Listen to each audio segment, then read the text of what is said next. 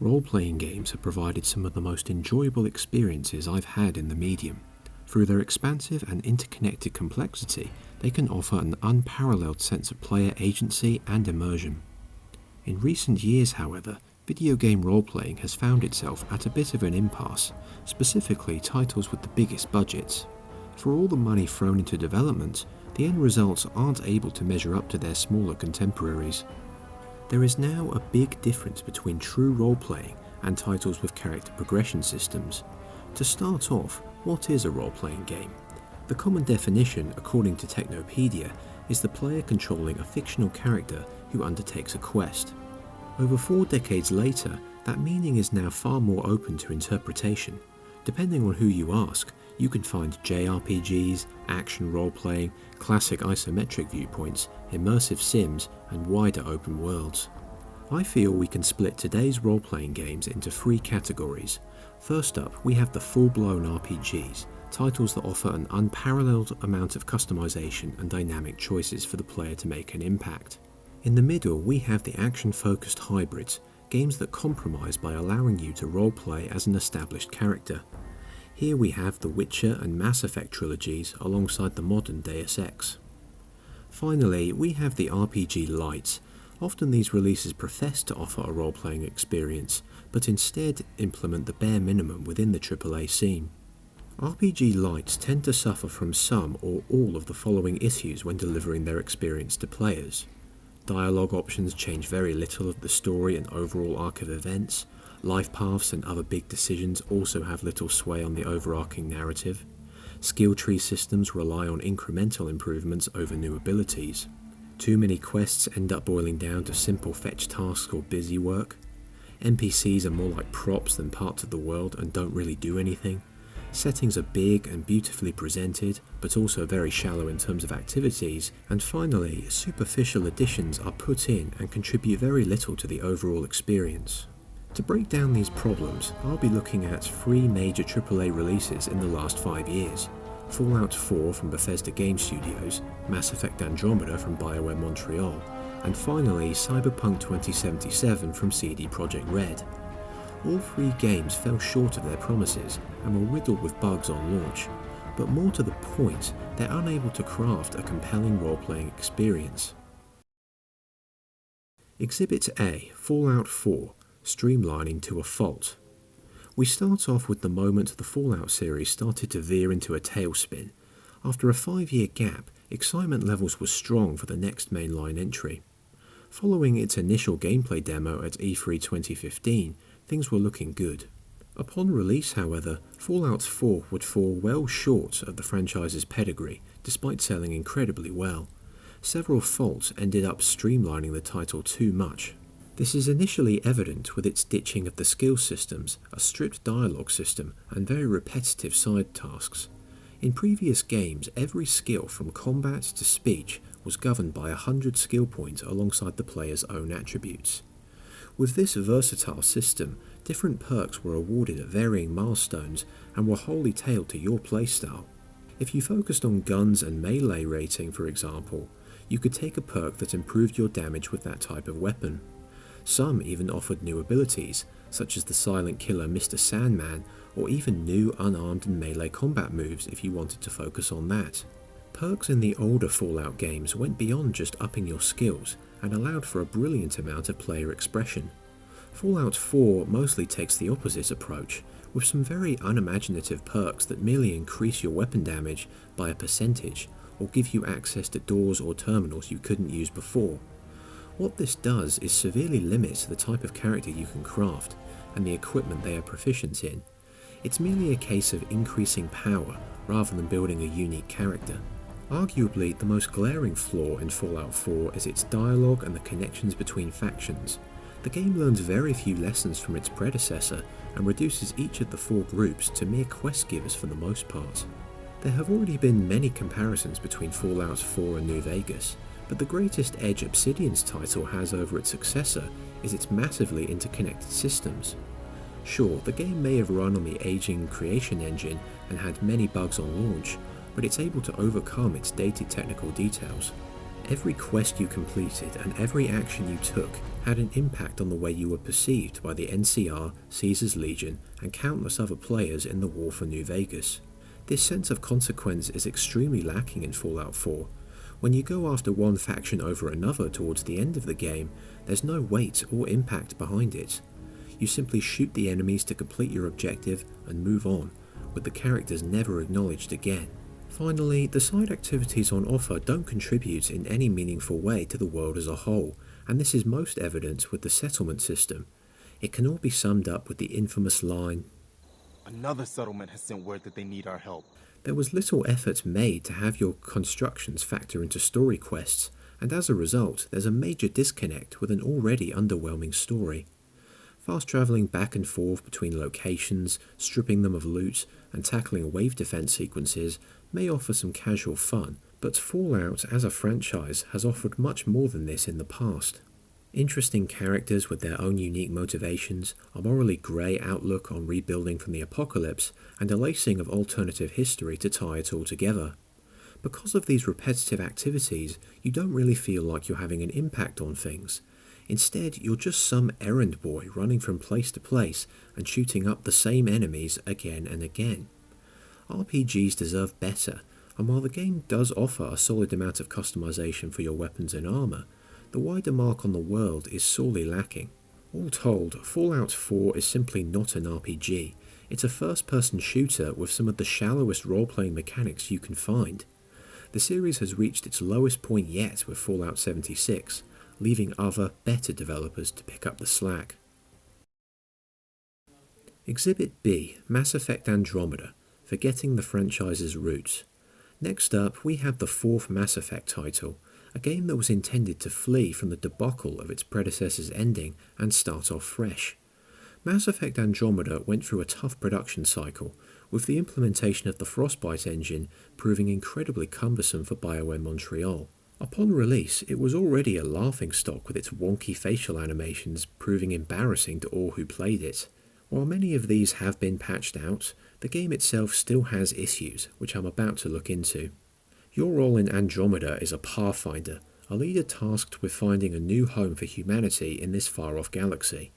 Like the first human Spectre before it, this should create a wide-reaching narrative with major choices to make and consequences to endure. Unfortunately, the first title to venture out of the Milky Way doesn't follow through on this promise. For all the talk of your profession, the blend of exploration and action never becomes fleshed out, as you're often trading shots with the Ket instead. What could have been a new direction for the Mass Effect series instead devolves into giving the player something to shoot instead. Imagine if in the game's prologue you could converse with the Ket rather than having them immediately turn hostile. Much like Fallout 4, factoring the settlements into the wider conflict would have made for a more memorable outing. Obtaining 100% viability on all worlds should have influenced the endgame, but instead we get a series of events devoid of most major alterations. Even the choice between military, research or civilian drop pods could have played a larger part. This same narrow level of choice applies to the interactions between characters. While criticisms were levelled at the first three Mass Effect games for its binary conversation system, BioWare Montreal made an admirable attempt to diversify into a choice between four responses. Unfortunately, this only ended up muddying the waters even more, and feels more surface level than anything else. This different style of conversation is unable to implement itself fully into the greater quest, and mostly comes down to choosing your response to another character in a specific moment. Any ramifications of selecting one option over the other three don't manifest themselves in the story and characters, making it come off as very shallow. Complexity is always a difficult thing to accomplish in role-playing. You have to take every quest and interaction into account, slowly laying out how it ties into the bigger picture. What Andromeda could have done to distinguish itself was create more new alien races with unique tensions between them. Perhaps the player could have assisted one while hindering another, with tough results laid out throughout the title. The biggest problem with Andromeda for me though is that the combat is forced to sustain much of the experience. In the original trilogy you were fighting your way towards the next grand choice, which provided a solid payoff to the action alongside some awesome set pieces. Here there's simply no standout decisions or memorable moments waiting for you at the end of the next big skirmish, and so your fight against Ryder's foes is lacking with regards to the narrative. Being able to boost and leap around the environments is enjoyable, but it can't make up for an absence of wider context. When the combat does start to get tiresome, the greater flaws are only magnified. This boss fight at a kept base drags on for far too long due to having to shoot a floating orb multiple times. Add to that the incredibly underwhelming writing and depth to its universe, and you have a pale shadow of the once mighty franchise. With DLC plans shelved and the series put on ice, it's difficult to say how Mass Effect can find its way back. The franchise is set to make a return, with the title presumably set during or after the events of the trilogy, but for now we'll have to wait. Exhibit C, Cyberpunk 2077, a lack of depth. Apologies in advance for the weaker PS4 footage. Last but certainly not least, we come to Cyberpunk 2077, the insanely anticipated title that could never live up to its ludicrous amount of hype. It's certainly the best of the three games from a quality standpoint, but many have found themselves wanting more, myself included.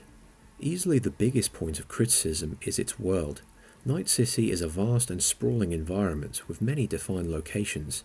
It's all very nice to look at, whether you're in the Central District or the surrounding Badlands. The problem is that there's few side activities to take on in each of them. You're only allowed inside buildings as part of a quest, and off mission the things to do are very thin. The montage with Jackie at the start of the game speaks to a lot of missed potential, the kinds of things the player could have gotten up to on their own. It's so important to craft a world that's not only nice to look at, but also fully absorbing. Role-playing games are at their best when they fully envelope the player and the character they have created. There's only so much that endless NPC notes and hacked terminals can provide to the wider setting. Most have pointed to Rockstar Games here, who remain masters at crafting worlds that offer far more to do than just shooting and driving. Perhaps CD Projekt can look to expand Cyberpunk with later expansions and DLC. When it comes down to the core gameplay, there are numerous inconsistencies. I've built my current playthrough mainly on stealth and hacking. Multiple playstyles are offered, but the perks on offer don't fundamentally change Cyberpunk systems all that much. It's a case of getting improved damage, reload speed and critical chance, alongside passive buffs like being undetectable underwater. Even the much touted body modification system really doesn't amount to much outside of new melee weapons like the Mantis Blades or Monowire. In this case, I can't think of any better example than the modern Deus Ex games, given how they share a similar futuristic setting. In both Human Revolution and Mankind Divided, you're able to fully tailor Adam Jensen to your chosen style, and the game rewards you for doing so. Cloaking systems, the Typhoon missile launcher, and the Icarus landing system, all are closely tied to both action and stealth playstyles. Both the level design and augmentation systems are fully in tune with player choice, yet in Cyberpunk, because systems for stealth and melee combats in particular are rather lacking, the benefits for sticking with one playstyle over another are reduced. Finally, let's talk equipment. Finding new gear and items has been part of RPGs for a long time, but in the case of Cyberpunk, I feel it diminishes the game's pacing and the ability to specialise. In the case of the former, I found myself constantly heading to drop points to sell off all the inferior guns I picked up. In my current playthrough, I've spec'd these reflexes to be proficient with assault rifles and submachine guns. However, all that was rendered slightly moot when I found this powerful magnum. It dealt double the damage of most weapon pickups I found, often taking down low-level opponents in one shot. For the most part, you're always going with the weapon with the biggest numbers. It's certainly mandatory as you take on enemies at a higher level. If Cyberpunk had done away with these damage numbers and instead focused on standalone weapons, players would have had more room to experiment. Ultimately, what CDPR has done with Cyberpunk 2077 is replicate what they did with The Witcher 3 5 years earlier, while proceeding to drop much of the greater ambition. The ridiculous crunch and withholding of console review copies has only made things worse. After talking about these three examples, you may think I hate these three titles, but I really don't. They're simply half the games that they could be, and all have their own individual strengths. None of them are outright awful, just disappointing. Fallout 4 improved the franchise's shooting, Mass Effect Andromeda refined its combat into something more free-flowing, and Cyberpunk 2077 has some very well done quest lines buried under a mound of missed potential. What's most telling about this trio is how they all rely heavily on their combat models to sustain the overall experience. Yet, for this style of game, you really need to take a broader approach to ensure every component comes together. Not every RPG needs to be as deep and involving as Disco Elysium, but I still feel the focus of the genre is being focused in the wrong place, something that's often endemic of the AAA scene. Over the last decade, there has been a lot of potential, using improved hardware to push the boundaries of role-playing and creating more advanced webs of characters, choices, and gameplay alterations. Instead, it's all about making bigger, prettier worlds, bringing on bigger names to build the hype, and making many overzealous promises that can't be met on release. Depth is sacrificed in favour of the status quo, and writing settles into a predictable and rather unimaginative rhythm. There are many deeper and more comprehensive big-budget role-playing experiences just begging to be produced. For now, I and many others will keep waiting. Big-budget RPGs shouldn't be confined to the realm of 6 out of 10s and soulless open worlds. I think you'll agree that video game role-playing deserves better. Thanks for watching.